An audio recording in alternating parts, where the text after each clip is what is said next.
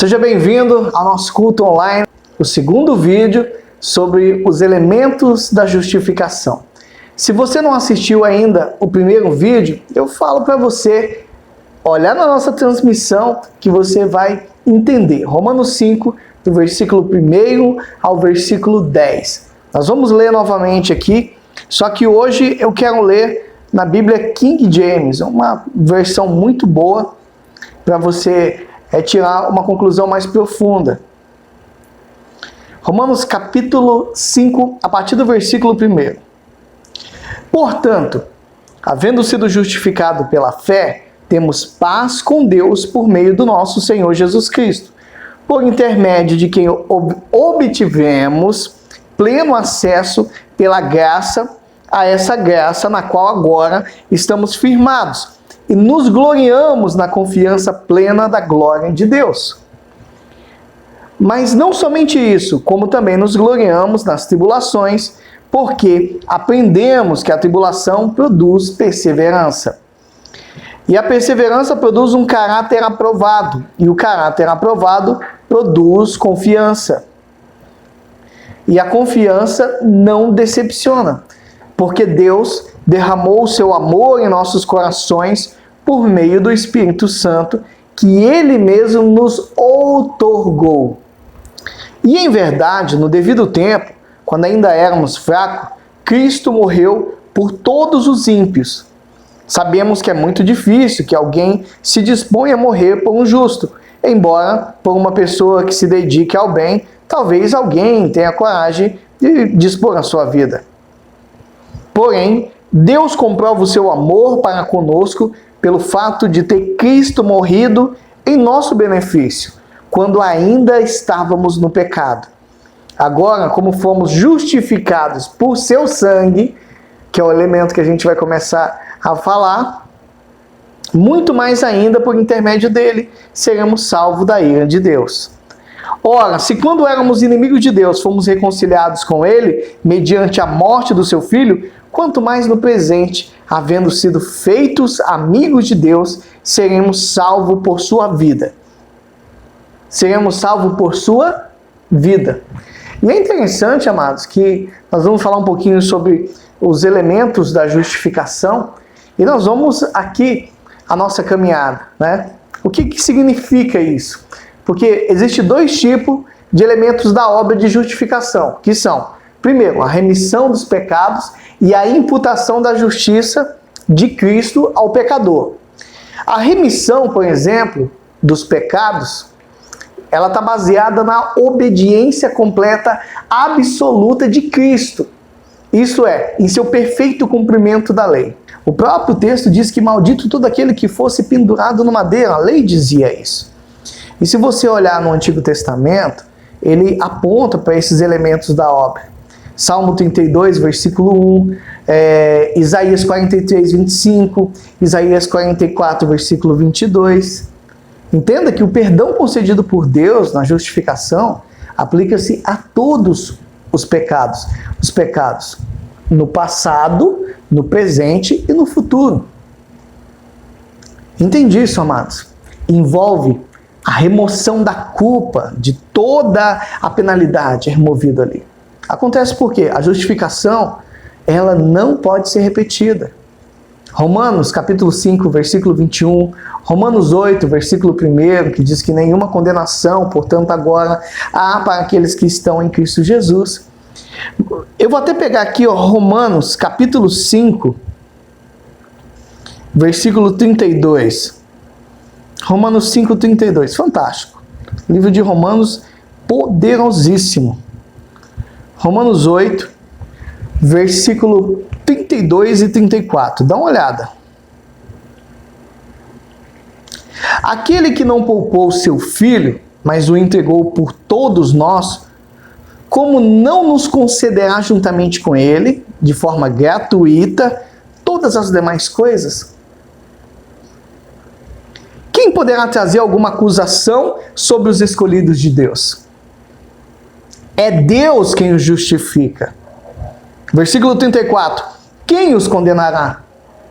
Foi Cristo Jesus que morreu. E mais, ele ressuscitou dentre os mortos está à direita de Deus e também intercede ao nosso favor.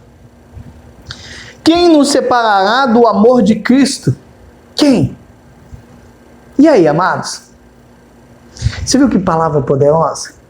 Isaías 44, 22, para você ter uma noção, eu vou até pegar porque, amados, é tanto texto lindo que a gente fica querendo em todos. Isaías 44, versículo 22, você pode pegar aí.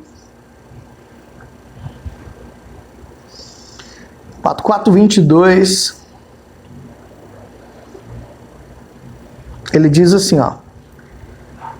Apaguei as tuas transgressões como a névoa e os teus pecados. Apaguei as tuas transgressões como a neve, como a névoa, né? E os teus pecados, como a nuvem. Volta-te para mim, porque eu te remi. E aí, amados? É poderosa. Essa palavra é poderosíssima. Olha Hebreus, capítulo 10, versículo 14, porque eu fico empolgado, amados. Hebreus 10, versículo 14.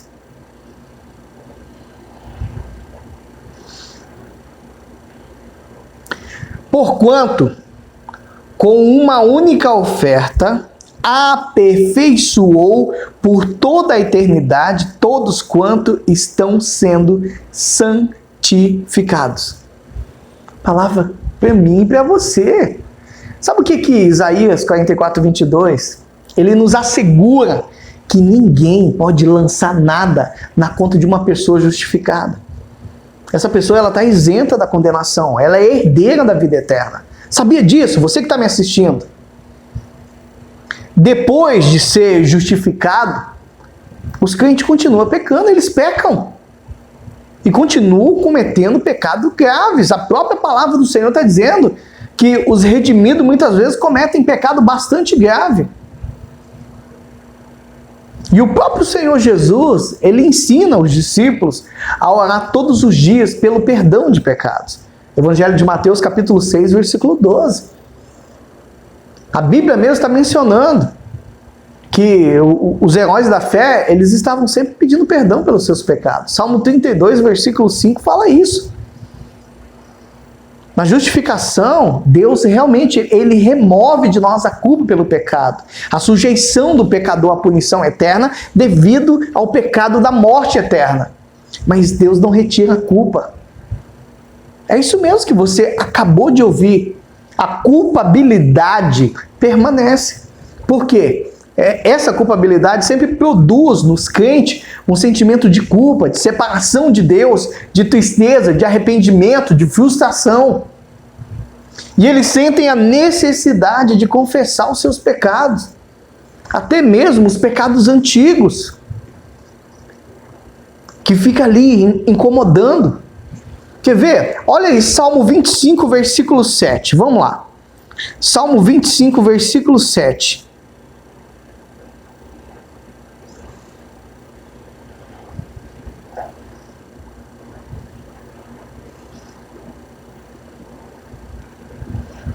Ó, presta atenção. Não relembre os pecados e desobediências da minha juventude. Lembra-te de mim conforme o teu infinito amor. Amados, presta atenção numa coisa. O cristão, ele tem no íntimo a consciência do seu pecado. Essa consciência leva ele a confessar, a buscar em Deus a consolação e também buscar a segurança do perdão. A consciência do perdão é um renovo para ele se relacionar com Deus. E esse relacionamento muitas vezes é perturbado, obscurecido pelo pecado. E é novamente despertado, fortalecido pela confissão e pela oração. Não para de orar não, meu irmão. E essa imputação da justiça de Cristo, essa justificação, envolve perdão de pecado, mas é muito mais do que isso. Porque na justificação, Cristo não apenas tira de nós a iniquidade, mas também nos veste de branco, nos reveste com sua própria santidade. Eita glória! Sabia disso? Deus falou para Josué, que era um representante de Israel, que estava perante o Senhor, ele estava usando veste suja. O Senhor disse para ele: eis que tenho feito que passe de ti a tua iniquidade, te vestirei de finos trajes. Zacarias capítulo 3, versículo 4. A palavra, ela está dizendo que pela fé nós obtivemos a remissão de pecados, nós recebemos a herança entre os que são santificados. Quer ver? Olha aí Atos 26, versículo 18. Atos, livro de Atos, 26, 18.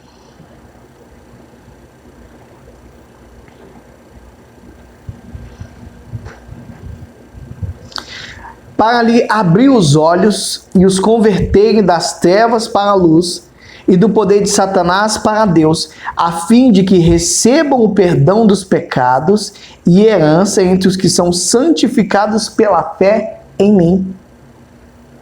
E aí, meu irmão? Sabe o que essa palavra está dizendo? Que a fé nos traz não apenas paz com Deus, mas também acesso a Deus, alegria na esperança da glória. Cristo nasceu sob a lei para que recebêssemos a adoção de filhos. Gálatas 4, versículo 5, meu irmão. Com isso, nós distinguimos duas partes na imputação da justiça de Cristo ao pecador. Primeiro, a adoção de filho e o direito à vida eterna. E quando nós falamos de adoção de filhos, os crentes, antes de tudo, são filhos de Deus por adoção. Sabia disso? Você é filho de Deus, inserido na família dele. O que significa isso? Que de forma natural, nós não somos filhos de Deus por natureza. Nem todos os seres humanos são filhos de Deus por natureza.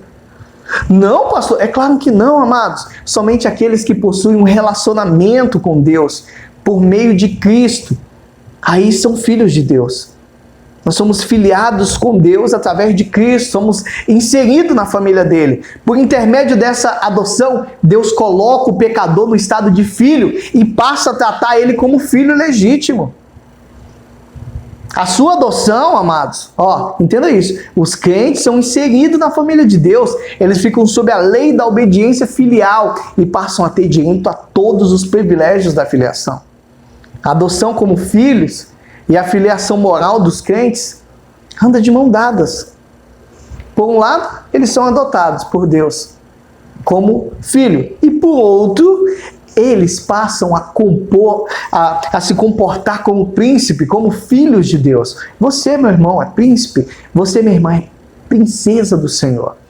E Paulo, ele está mostrando, no relato de Romano, esses dois elementos da adoção, funcionando lado a lado. Deus envia o seu filho, nascido de mulher, você sabe, sob a lei, para resgatar os que estavam sob a lei, a fim de que recebêssemos a adoção de filhos. E porque vós sois seus filhos, Deus enviou ao teu coração o Espírito do seu Filho que clama, Abba, Pai. Gálatas capítulo 4, do versículo 4 ao versículo 6.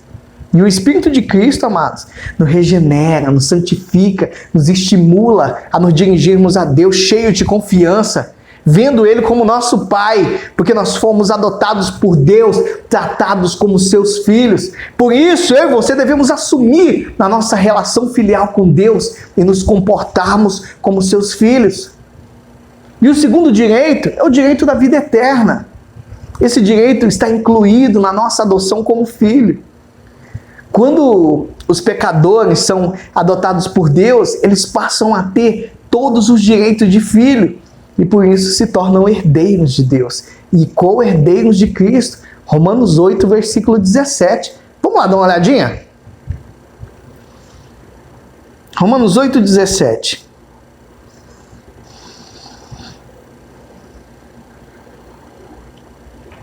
Olha só. Eu acho fantástico, amados. Eu olho, eu deliro nisso aqui. Se somos filhos, então também somos herdeiros. Herdeiros de Deus e co-herdeiros com Cristo. Se realmente participamos dos seus sofrimentos, para que da mesma maneira participemos da sua glória. E aí? E aí? O que isso significa? Significa, amados, que antes de tudo, antes de se tornar herdeiro de todas as bênçãos da salvação nessa vida, sendo que a mais fundamental dessas bênçãos é o dom do Espírito Santo. Só que tem um detalhe. A herança que nós recebemos de Deus não se limita a bênçãos espirituais nessa vida, mas também inclui as bênçãos eternas ainda que há de vir. Romanos 8, versículo 23, fala que a redenção do corpo, que ali é chamada de adoção de filhos, que também pertence à herança futura, a qual eu e você aguardamos. Se você olhar Romanos 8, do 29 ao 30, a glorificação futura está claramente ligada à justificação. Sendo justificados pela fé em Cristo, os crentes se tornam filhos de Deus e herdeiros da vida eterna. Amém? Esse é o nosso segundo vídeo.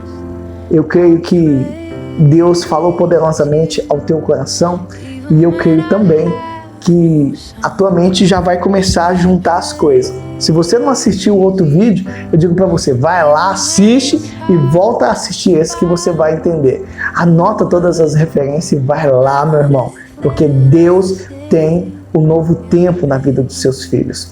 Deus quer mostrar para cada um de nós que nós somos nele. Deus quer trazer o entendimento. Oséias capítulo 4, versículo 6 diz que meu povo sofre e é destruído porque falta conhecimento. Amém?